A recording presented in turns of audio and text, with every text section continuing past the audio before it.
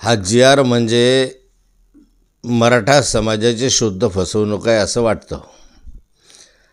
कारण कोणत्याही स्थितीमध्ये ब्लड रिलेशन असल्याशिवाय म्हणजे रक्ताच्या नातेसंबंधामध्ये असल्याशिवाय त्याला दाखला देता येणार नाही अशा मागासवर्गीय आयोगाच्या सूचना नाही तर त्यांनी स्पष्टपणे कायद्यात तरतूद करून ठेवलेली आहे.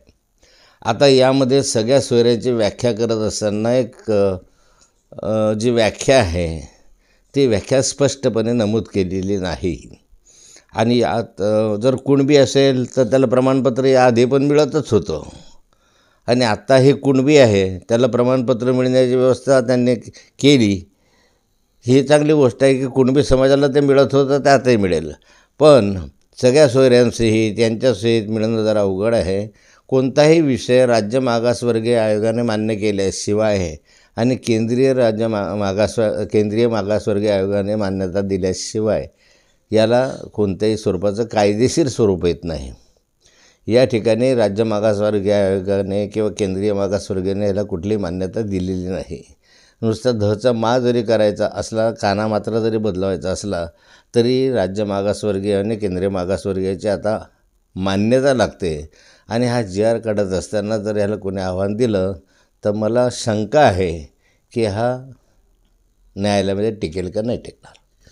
जरांगेंनी ज्या पद्धतीमध्ये सरकारवर दबाव आणला, दबावाला सरकार बळी पडलं असं वाटतंय तुम्हाला? राज्य सरकार दबावाला बळी पडतं हे चित्र तर आता दिसलेलंच आहे. म्हणजे कुणी संघटित व्हावं, एकत्र व्हावं, राज्य सरकारवर दबाव मानावा आणि आपल्या मागण्या मान्य करावा असं चित्र एकंदरीत दिसतं आहे. उद्या ओबीसी एकत्र येतील, परवा कोळी समाज एकत्र येईल, परवा लिंगायत समाज एकत्र येईल आणि मग तो म्हणेल की आम्हाला या ठिकाणी जे सर्टिफिकेट मिळतात कोळी समाजाला वगैरे ते सगळ्या सोयऱ्यांसहित द्यावे. ओबीसी समाज म्हणेल आमच्याही सगळ्या सोयऱ्यांसहित द्यावे. जी व्याख्या मराठा समाजासाठी तुम्ही लागू केली ती अन्य समाजांना लागू करावी अशी मागणी जर आली तर आश्चर्य वाटून घेऊ नये. एक निवडणुका डोळ्यासमोर ठेवून सरकारने हा निर्णय घेतला असं वाटतंय तुम्हाला? आगामी काळातल्या असे प्रत्येक गोष्ट सरकार जी आहे आता ती निवडणुका डोळ्यासमोरून ठेवूनच करत आहे.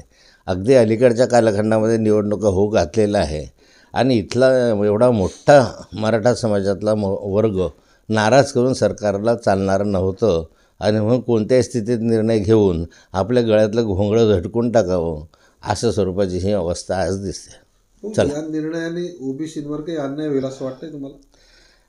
मला वाटतं की अजून स्पष्टता आलेली नाही, परंतु ओबीसींच्या आरक्षणाला धक्का न लावता आरक्षण देऊ असं माननीय मुख्यमंत्री उपमुख्यमंत्र्यांनी वारंवार सांगितलेलं आहे. उद्या ह्याच्यामधले बारकावे लक्षात आल्यानंतर जो ओबीसीच्या आरक्षणाला धक्का लागत असेल तर तो ओबीसीवर अन्याय झाल्यासारखं वाटेल. ओबीसी नेते पण पुढे न्यायालयात जायचा विचार करतायत. भुजबळांनी तसं म्हटलं की उद्या त्याची बैठकीत निर्णय घेऊ त्या संदर्भामध्ये. नाही, ओबीसी नेते जातील असं नाही. जो कोणी दुखावलेला आहे तो कोणी न्यायालयामध्ये जाऊ शकतो. क्युरेटिव्ह पिटिशनचा अद्याप निर्णय आलेला नाही, त्या अगोदरच सरकारने हे केलेलं, तर हे कसं शक्य होईल? कायद्याच्या चौकटीत बसेल का? मला वाटतं राज्य सरकारने आज जो निर्णय घेतला हा क्युरेटिव्ह पिटिशनचा निर्णय आल्याच्या नंतर घेतला तर अधिक उचित झालं असतं, त्याला बळकटी आली असती. नाहीतर आजचा निर्णय हा क्युरेटिव्ह पिटिशनच्या निर्णयाशी जर विसंगत असेल तर मग एवढी मेहनत आणि ताकद आणि एवढे मोर्चे आंदोलन करून काही उपयोग होणार नाही.